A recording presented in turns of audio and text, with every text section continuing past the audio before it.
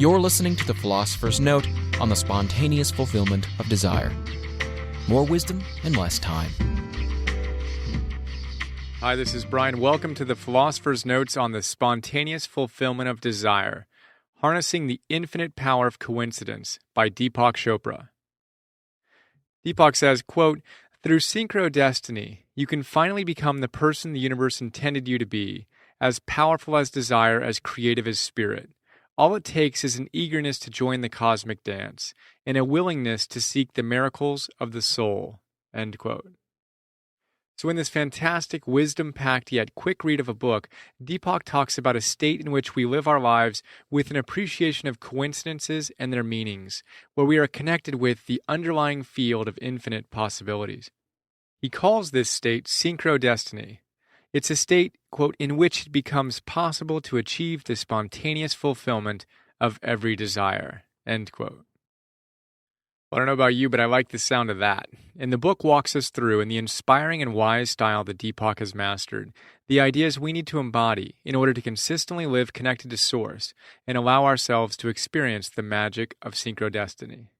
I have no doubt the spontaneous fulfillment of desire would be a wonderful addition to your collection, and I trust you'll enjoy some of the big ideas I've pulled from this delightful book. We'll start with the first big idea: live from your soul. Deepak says, quote, "If we could learn to live from the level of the soul, we would see that the best, most luminous part of ourselves is connected to all the rhythms of the universe. We would truly know ourselves as the miracle makers we are capable of being. We would lose fear and longing and hatred and anxiety and hesitation. Living from the level of the soul means diving past the ego, past the limitations of the mind that harness us to events and outcomes in the physical world." End quote. That's amazing, and I can't think of anything more important than learning to live from the level of the soul. We need to take every opportunity to move through our fears. We need to take action now and not get caught up in fears and hesitation. Because you know what? Most of our hatred and anxiety stem from our own unfulfilled creative impulses. In the moment we truly commit to giving ourselves most fully, moving through our fears and doing the next little thing in front of us without hesitation, a funny thing happens. We find ourselves living from soul, and the fears and anxieties and competitive energies we found ourselves consumed by yesterday feel so foreign to who we are now. And guess what happens when we let fear creep back in? When we hesitate to take the action our intuition is guiding us to take, then the anxiety, the hatred, the disconnection steps back in. So my question, what can you do this moment, and the next, to live from your soul? Please do that, and I'll be here when you get back. The only reason we ever hesitate, by the way, is because of fear. So if you want to keep your distance from fear, take action. And here's the next big idea: lose your fear. Quote, "People who understand the true nature of reality, those who some traditions call enlightened, lose all sense of fear or concern. All worry disappears." End quote. Fear. How's your relationship to it? As Deepak says, when we gain an understanding of the true nature of reality, we lose all sense of fear. Isn't it amazing how easily we can get swept up by this fear and that fear? Remarkable, actually.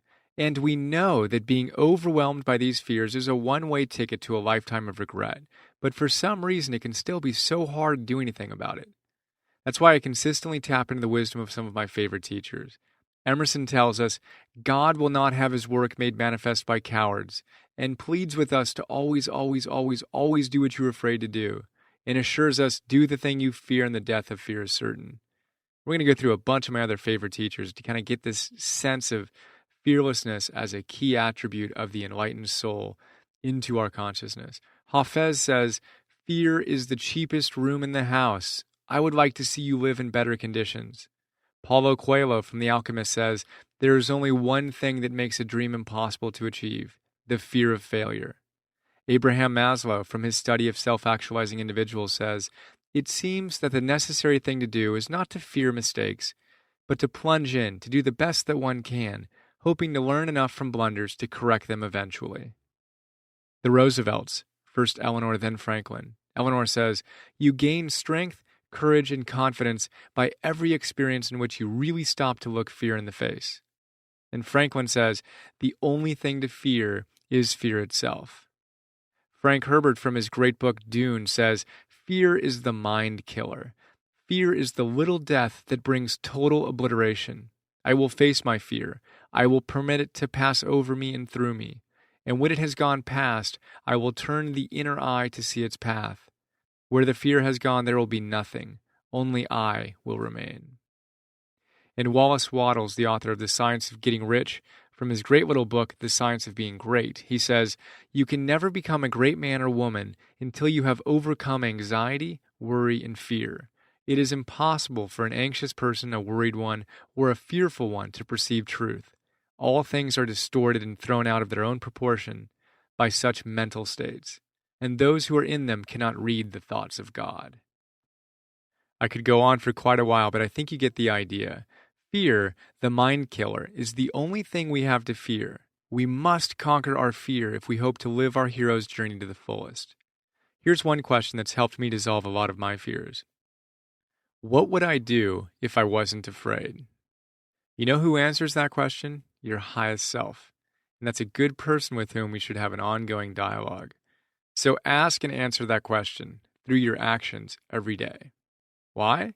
Because that question gets us closer and closer to the power of intention, which is the next big idea. Quote, "Everything that happens in the universe starts with intention," end quote. The power of intention. Wayne Dyer wrote an amazing entire book on the subject.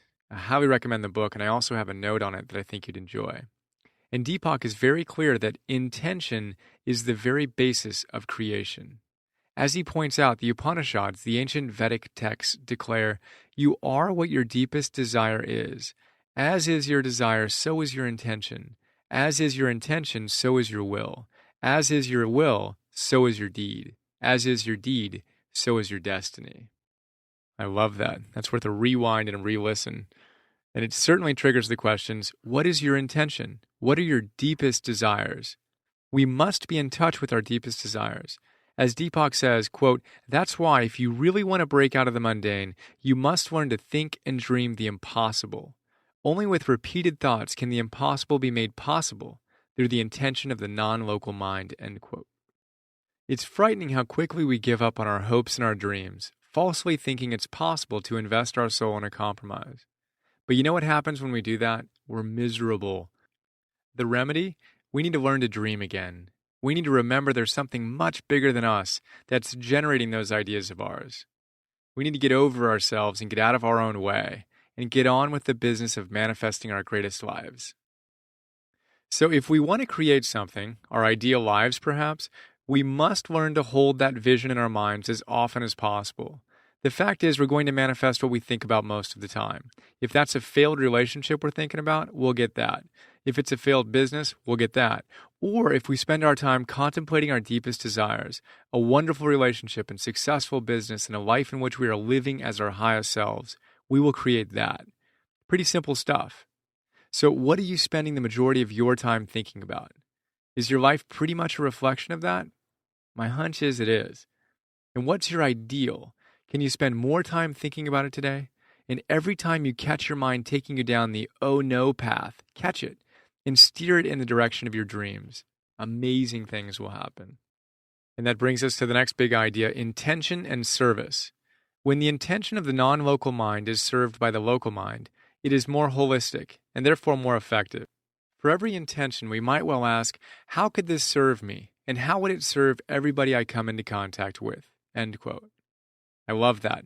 Deepak's basically saying that as you set your intention, check in and see how the manifestation of your desire would affect the world.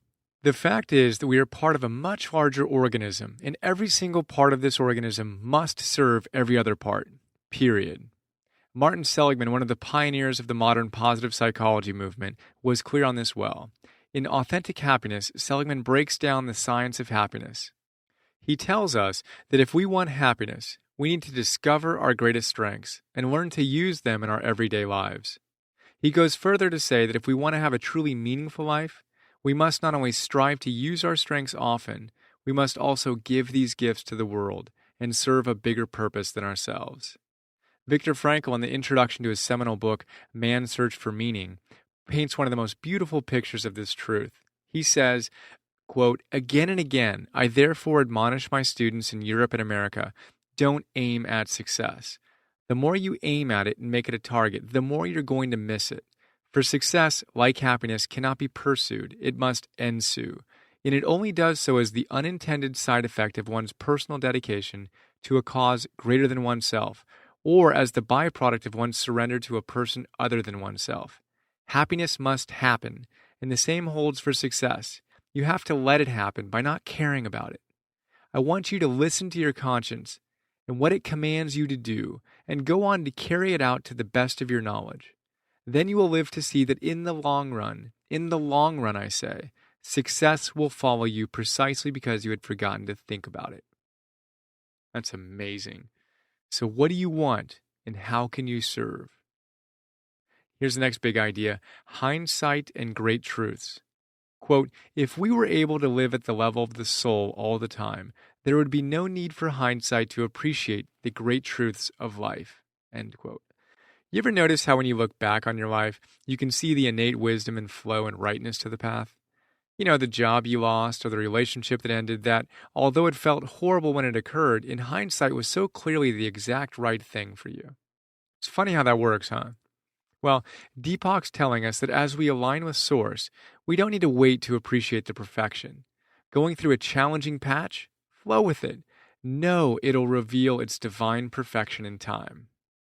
And of course, it's not just Deepak. Ralph Waldo Emerson likes to say, "The voyage of the best ship is a zigzag line of 100 tacks. See the line from a sufficient distance, and it straightens itself to the average tendency." And Tony Robbins has one of my favorites. He says, 10 years from now, you'll laugh at whatever's stressing you out today. So why not laugh now?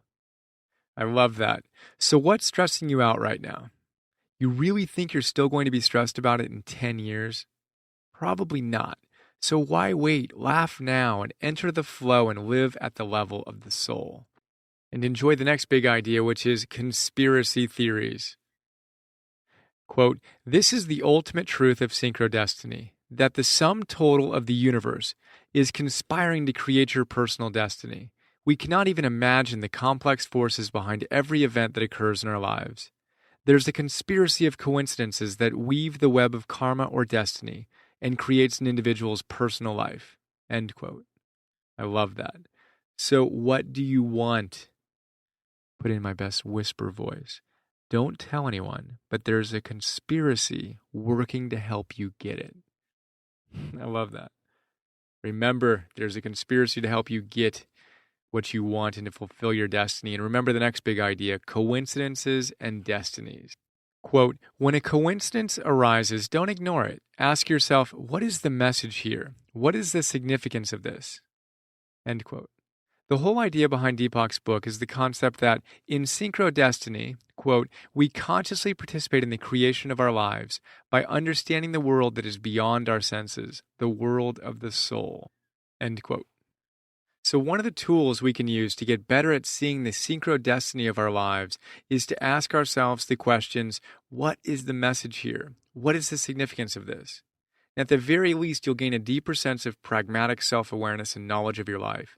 And if you believe Deepak's ideas, and I certainly do, you'll be aligning yourself with a force much bigger than yourself and learning to dance with your soul. Which brings us to the next big idea, light and dark. Quote, "The most enlightened people in the world embrace their full potential of light and dark. When you're with people who recognize and own their negative qualities, you never feel judged by them. It's only when people see good and bad, right and wrong, as qualities outside themselves that judgments occur." End quote. That's brilliant. If we can't own our own flaws, guess what? We'll be annoyed by anyone who has the same flaws we do. It's a classic case of projecting your issues on someone else. I've heard this many times, and I bet you have as well. The bottom line is simple. When you've fully embraced your own light and dark, you accept these qualities in others. If you haven't, pay attention to what most annoys you in people. Is it their ambition, their vanity, the fact they're always interrupting people or always late for meetings? Guess what? Whatever bugs you most is almost definitely what you most need to own within yourself. So the next time you get really upset with someone, stop. Look at what's upsetting you. Check in and see if you do the same thing a little more than you may care to admit. Or maybe you need to do more of that thing. And as you play around with that idea, here's the final big idea. Why are you here? Quote, you will begin to see your life as an opportunity to share the special gift you alone can bestow upon the world. End quote. Here's one of the many great exercises from the book. Get out your journal. Ask yourself, why am I here? Write down what first comes to your mind. Don't edit or fret, just write. All right, do it again. Ask yourself, why am I here? Again, just write. Doesn't need to be complete sentences. Just write what comes to mind. And do this 20 times. Now check out your responses. Notice the patterns and notice that there is something bigger at play than just you. As you do this, as Deepak says, quote, you will begin to see your life as an opportunity to share the special gift you alone can bestow upon the world. End quote. So what are your gifts and how are you giving them to the world? Well, that's a quick look at this fantastic book. Let's go ahead and learn a little bit more about Deepak. I'll recommend some other philosopher's notes you might enjoy, and then I'll check out the quotes in the sidebar of the PDF. We'll start with Deepak, who is the author of The Spontaneous Fulfillment of Desire. Deepak Chopra's books have become international bestsellers and classics of their kind. Dr. Chopra is founder of the Chopra Center for Wellbeing in Carlsbad, California. You can visit his website at chopra.com.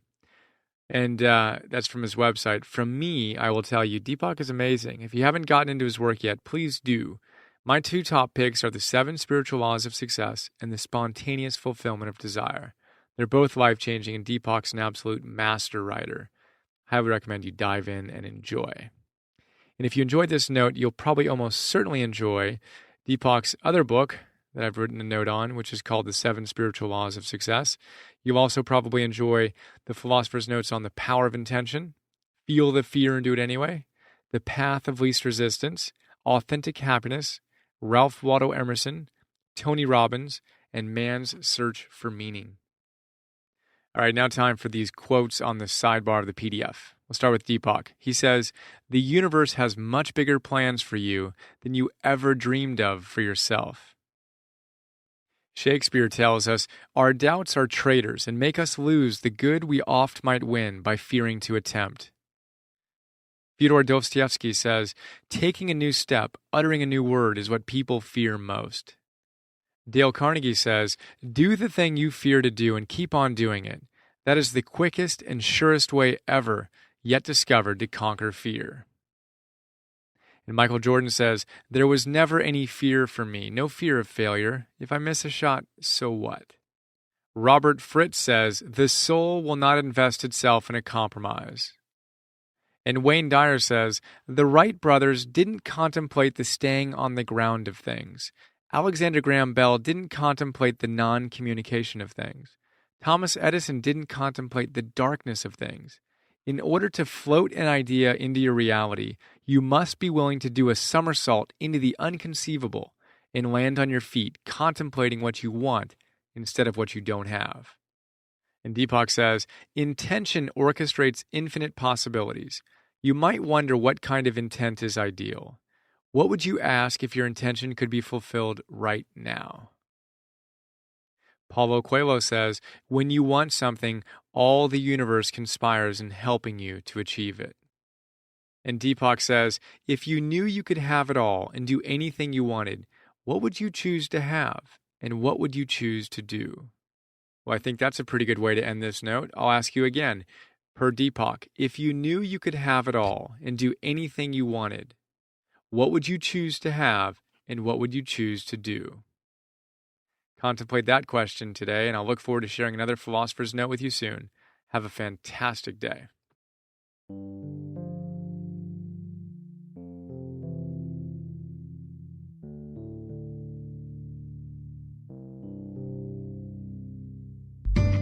We hope you enjoyed this Philosopher's Note.